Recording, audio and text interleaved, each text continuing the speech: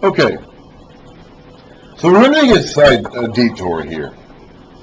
We're not going to look in the book of Isaiah. Think of this as a bit of a sneak peek at the contents of it. Isaiah is a long book. We're going to be tackling it by itself, of course, whenever we get there. We're not too far away, actually. This is Isaiah. Isaiah is alive now at this point in time. Isaiah's call came in the year Uzziah died. So we are in the time of Isaiah. So we're going to get to Isaiah soon enough. We're not going to read through the entire book of Isaiah. We're only going to read chapter 7 and 8. Actually, we're not even going to get all the way through 8. We're going to read basically chapter 7 and the first half of chapter 8. But this is an encounter between Isaiah, who was active at this time as a prophet, and King Ahaz. And it's going to be talking specifically about Ahaz's response to this threat of Aram and Israel coming together after him. Now, the text here doesn't explicitly say so we can't be sure. My guess is that at the time this encounter is happening here in chapter 7, that Ahaz has already requested help from the king of Assyria, or at the very least, he's already made up his mind that he's going to do that. Isaiah is here basically to talk him out of this, and to get him to go back to God, and to get his help from God, which he's clearly not doing and refuses to do. And that is the context here. Ahaz is being besieged by enemies, in particular Rezin and Pekah of Aram and Israel. He wants help. He can't defeat them. He's already been defeated by them. Now they're teaming up together against him. He's lost to them individually so far, separately. Now they're teaming up together, so they're even more of a threat to him than they were before. He's probably, at the very least, already made up in his mind that he's going to ask Assyria for help. He may have already done so. But at the very least, he seems like he's already made up his mind he's going to do so. And Isaiah the prophet, who's been around since the last year of King Uzziah as a prophet, is coming here to tell him not to do this and get him to go back to God as his help, and he's not going to do it. So, Isaiah, this is the section that gives us the famous virgin birth prophecy, by the way. So we're going to be able to see that happen in context here too. Isaiah chapter 7, starting at the beginning of the chapter. Before I get into this, we will get to Isaiah when we get to Isaiah, which will be pretty soon. I'm not going to get into detail here in terms of Isaiah, like the content. Isaiah is a long book. There's a lot to Isaiah. Okay, so we're not going to be teaching this as though we're not ready to start Isaiah yet as a study. We're just going to be reading these sections here to help us understand the context of what's going on in the history books we're reading right now. Okay, so here we go. When Ahaz, son of Jotham, the son of Uzziah, was king of Judah, King Rezin of Aram, and Pekah, son of Remaliah, king of Israel, marched up to fight against Jerusalem, but they could not overpower it. Now the house of David, that's the kingship of Jotham, was told, Aram has allied itself with Ephraim.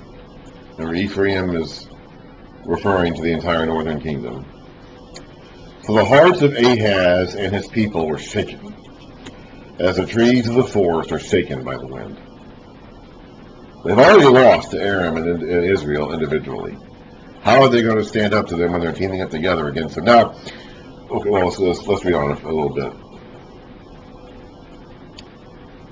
Then the Lord said to Isaiah,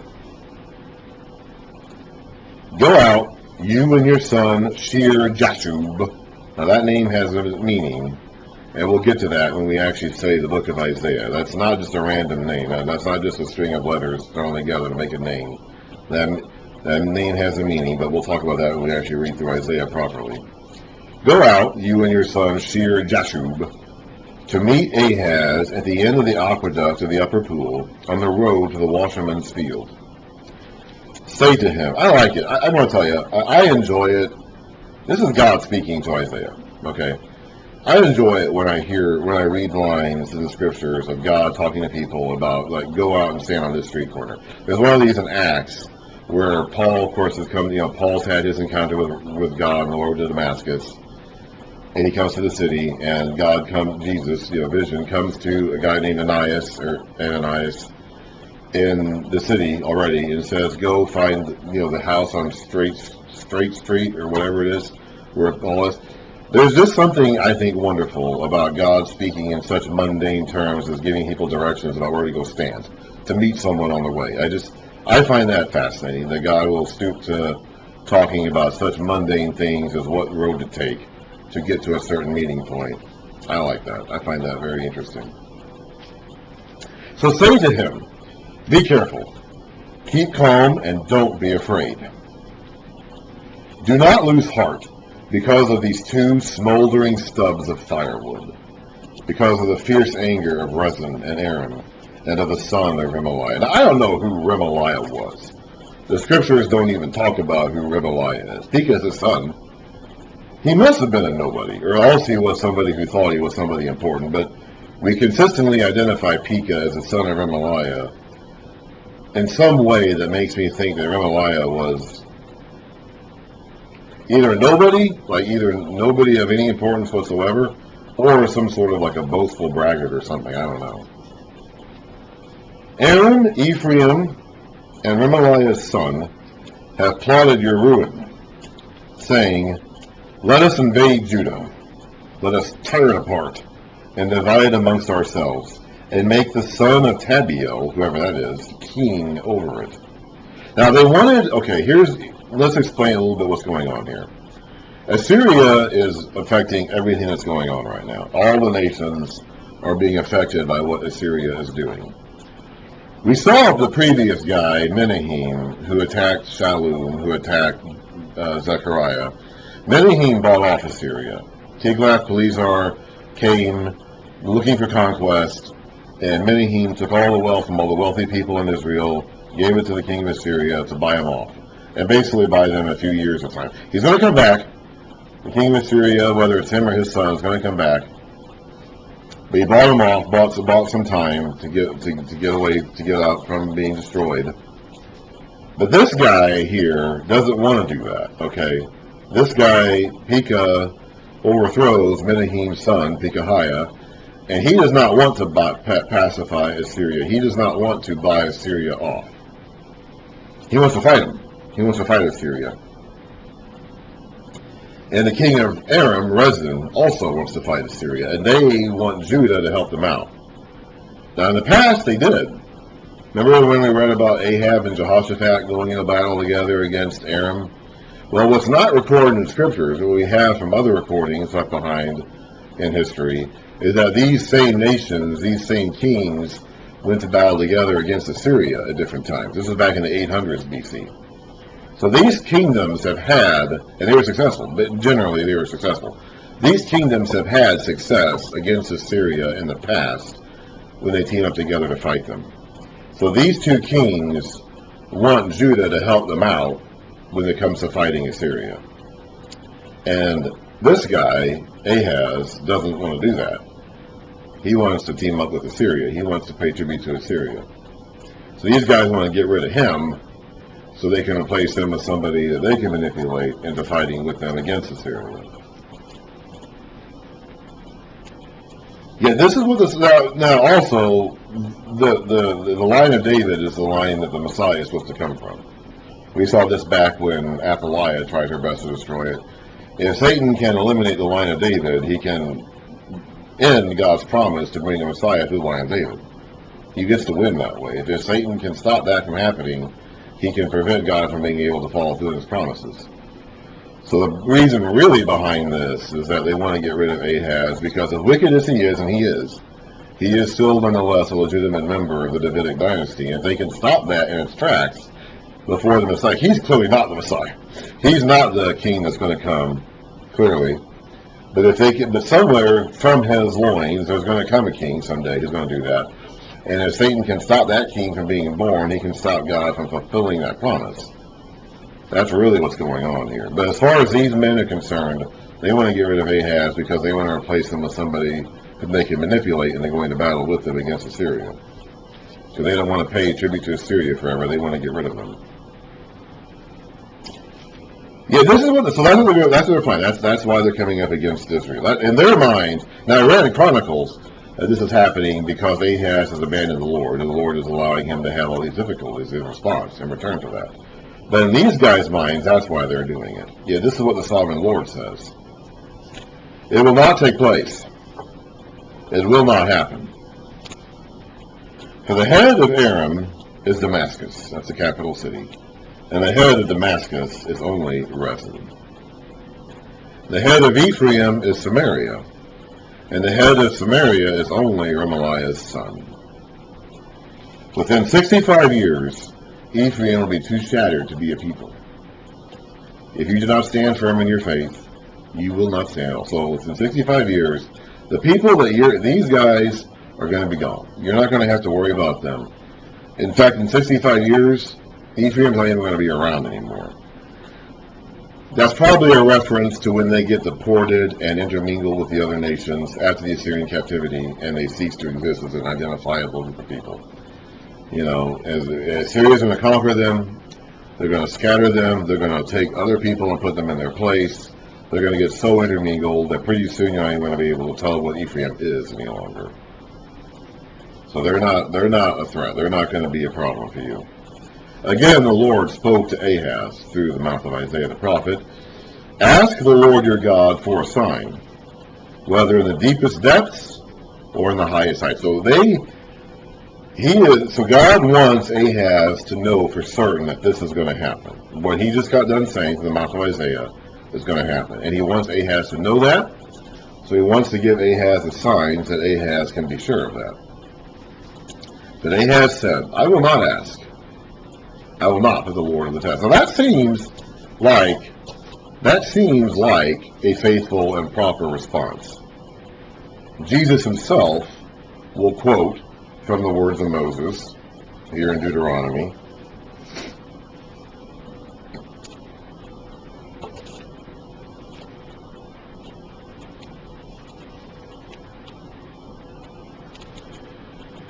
Chapter 6, verse 16, and he says, do not test the Lord your God as you did at Massah.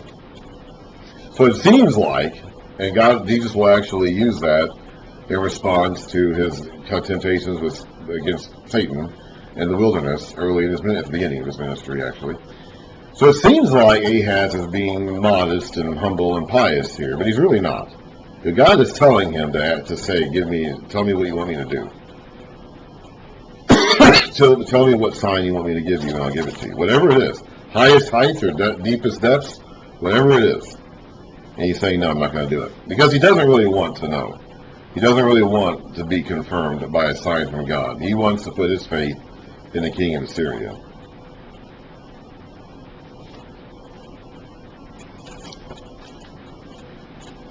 So he doesn't really want to put God to the test, because he doesn't want to have a sure sign that confirms God's word to him, because he doesn't want to believe God's word.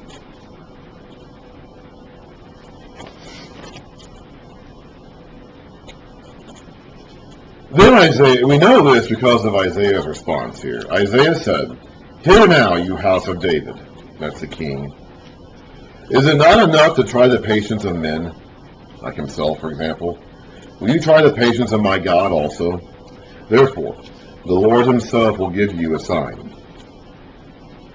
The virgin will be with child, and will give birth to a son, and will call him Emmanuel, which means God with us. He will eat curds and honey when he knows enough to reject the wrong and choose the right. That's about age 12 or 13. By the time he's mature enough to know the difference between right and wrong, he'll be eating curds and honey, because there won't be anything else to eat. But before then, so that's what he's going to do when he's old enough to know the difference between right and wrong. But before then, the land of the two kings you dread will be laid waste. The Lord will bring on you and on your people, so they're going to be gone. The house of Rezin and the house of Pekah, Remaliah's son, are going to be gone. And that's going to happen just in a few years. The Lord will bring on you and on your people and on the house of your father a time unlike any since Ephraim broke away from Judah. He will bring the king of Assyria. And now, the fulfillment, the sign that Ahaz sees here, okay, we need to understand, this is Obviously, this passage is well known for being applied to the virgin birth of Jesus in the book of Matthew. But that doesn't mean anything to Ahaz. Okay, when Ahaz is being told to ask for a sign from God by Isaiah to confirm what Isaiah just spoke to him, he hasn't. He says, I'm not going to ask for a sign. Like I said, he doesn't want to have a sign from God. He's already made up his mind that he's going to ask the king of Assyria for help. He doesn't want help from God.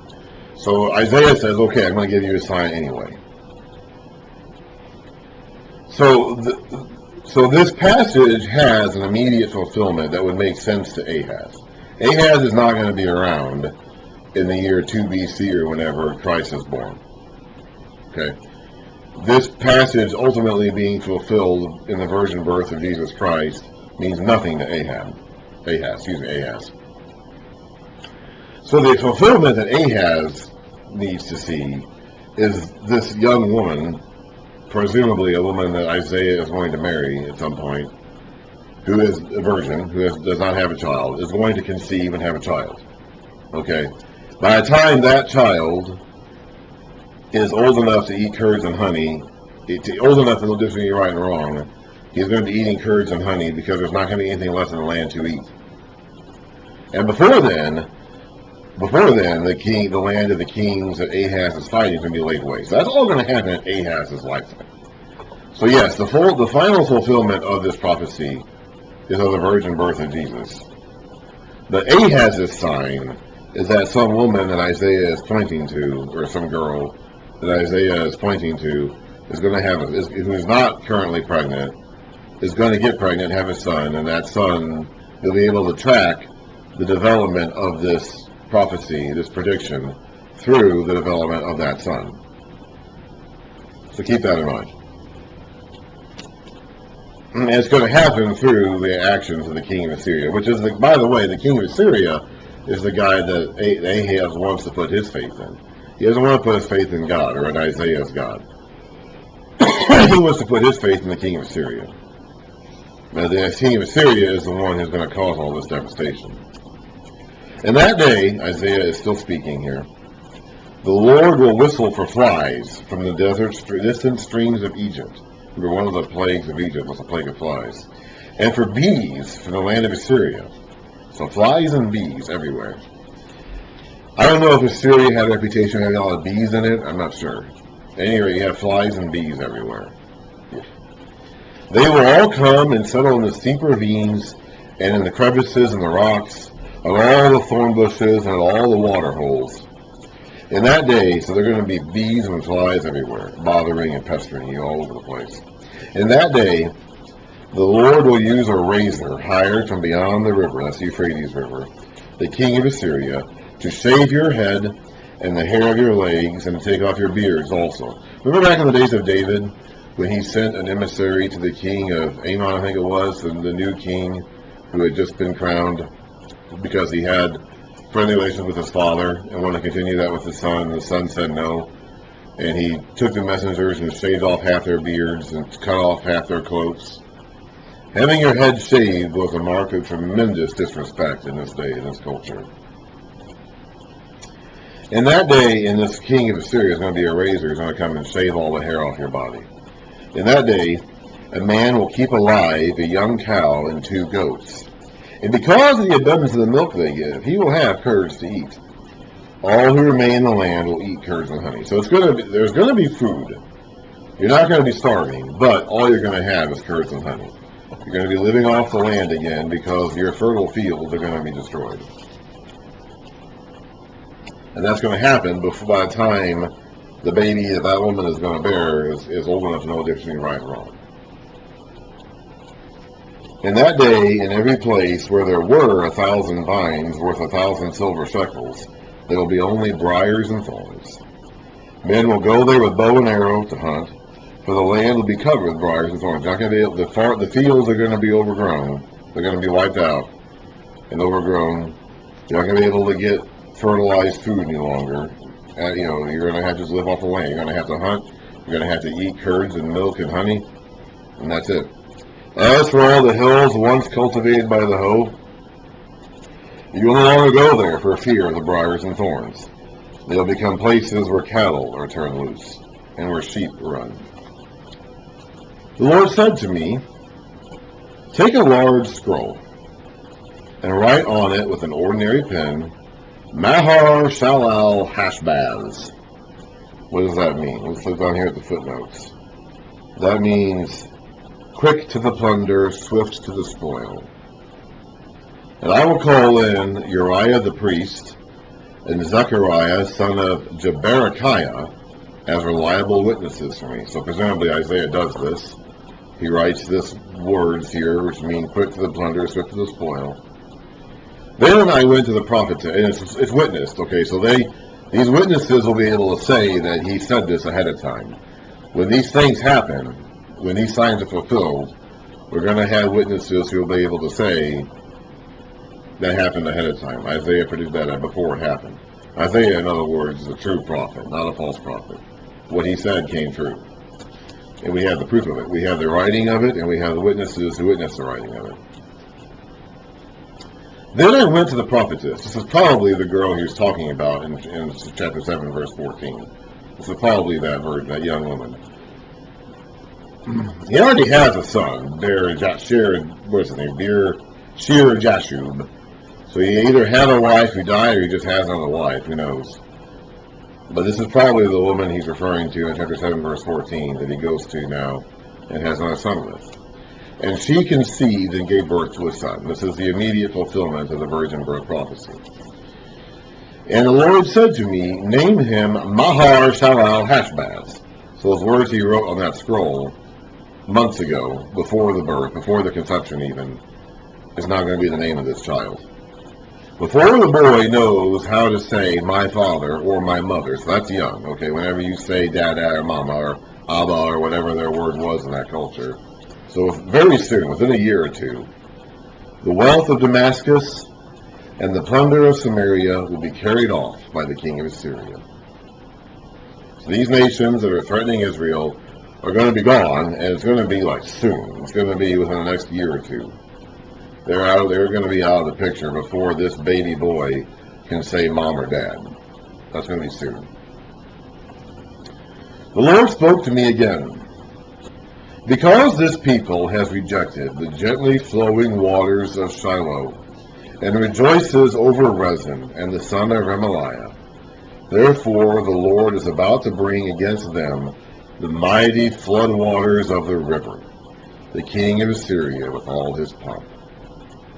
It will overflow all his channels, run over all. It will overflow, the river, identified, personified here as the king.